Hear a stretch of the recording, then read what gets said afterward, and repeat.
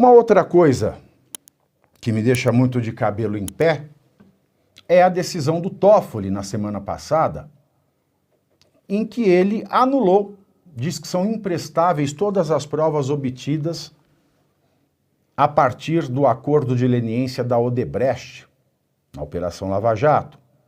Um dos fundamentos de Toffoli para anular, e prestem atenção no que eu vou dizer aos senhores, deem like e prestem atenção agora, porque tem uma similaridade com o 8 de janeiro. Tem uma grande similaridade. Muita gente diz que o presidente Lula é inocente, porque nas condenações, mesmo antes de elas serem anuladas, do juiz Sérgio Moro, confirmadas pelo Tribunal Regional Federal da 4ª Região, muita gente dizia, não se provou nada individualmente contra o presidente. Aí eu lhes pergunto, e a tese dos crimes multitudinários? Porque a jurisprudência brasileira cria e adota a teoria do crime multitudinário a partir das quadrilhas. Logo, quando o Toffoli disse naquela sua decisão política da semana passada, tudo o que aconteceu contra Lula foi uma armação. A prisão de Lula foi uma armação. Foi um espetáculo engendrado, pensado, criado por aqueles que queriam tomar o poder. E aí agora eu pergunto ao ministro Toffoli, não seria tudo o que aconteceu durante os anos em que ele foi presidente, e até mesmo depois, quando ele manteve uma relação bastante próxima com as empreiteiras que continuaram a saquear o dinheiro público brasileiro, não seria a teoria dos crimes multitudinários bastante suficiente para levá-lo à prisão preventiva? De maneira que, se 1.345 brasileiros foram presos preventivamente enquanto eram investigados, em razão da multitudinariedade do crime, ou dos crimes, uma quadrilha que saqueou o país por anos, com a cooperação entre servidores públicos e agentes de empresas privadas, muita gente, não seria também isso um crime multitudinário? De maneira que, para que Lula fosse preso preventivamente, ele não precisasse, o juiz que ordenou a prisão, dar mais detalhes porque era um crime multitudinário, de maneira que, quando foi denunciado, a denúncia também, da mesma forma que os 1.345 brasileiros o foram, denunciados sem a individualização exata da conduta e sem provas robustas da sua participação no 8 de janeiro, a denúncia contra Lula também nasce da teoria dos crimes multitudinários. De maneira que não pode o Toffoli, estando ele no STF, estando ele acompanhando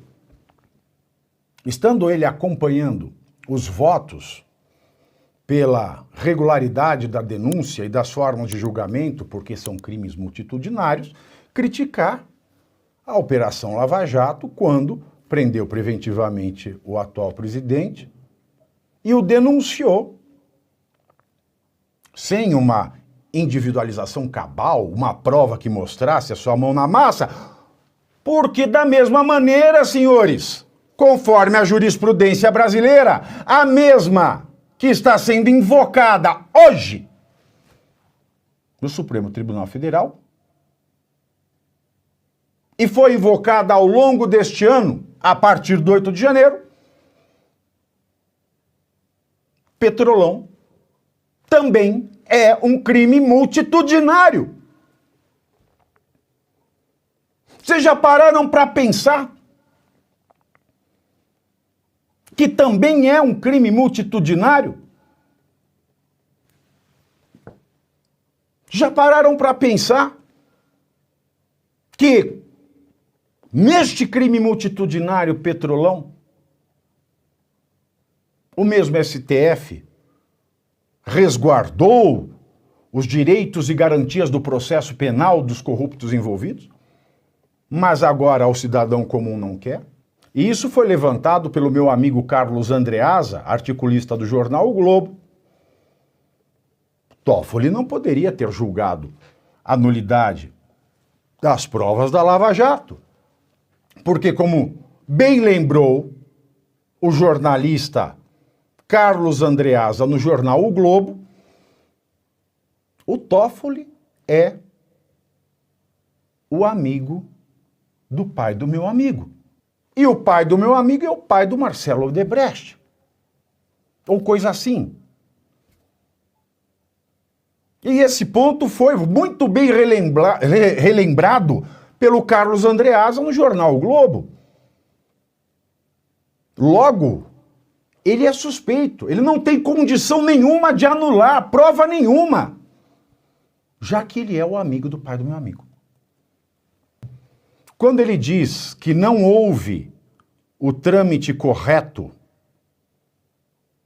para que acordos com outros países fossem feitos de maneira que se descobrisse o esquema bancário do propinoduto do Petrolão, eis que ontem nós nos deparamos com o alicerce da casa caindo. A casa caiu. Quando o Toffoli diz que tudo foi irregular, e eu vou citar aqui as palavras do grande jornalista J.R. Guzzo, que ele publicou hoje no jornal Estado de São Paulo, vou abrir aspas. Toffoli disse em seu despacho que um dos motivos principais para a anulação das provas foi a inexistência de um documento legal originário na Suíça e entregue às autoridades brasileiras que permitia acesso aos computadores do serviço de propinas da Odebrecht. O problema, aparentemente insolúvel, é que esse documento existe. O Ministério da Justiça, acionado por Toffoli antes da sua decisão, tinha informado a ele que não existia. Mas o mesmo Ministério, que segundo o ministro Flávio Dino trabalha pela causa de Lula, está dizendo agora que existe. Segundo o departamento encarregado de tratar do caso, o documento suíço foi encontrado com uma nova pesquisa em seus arquivos digitais.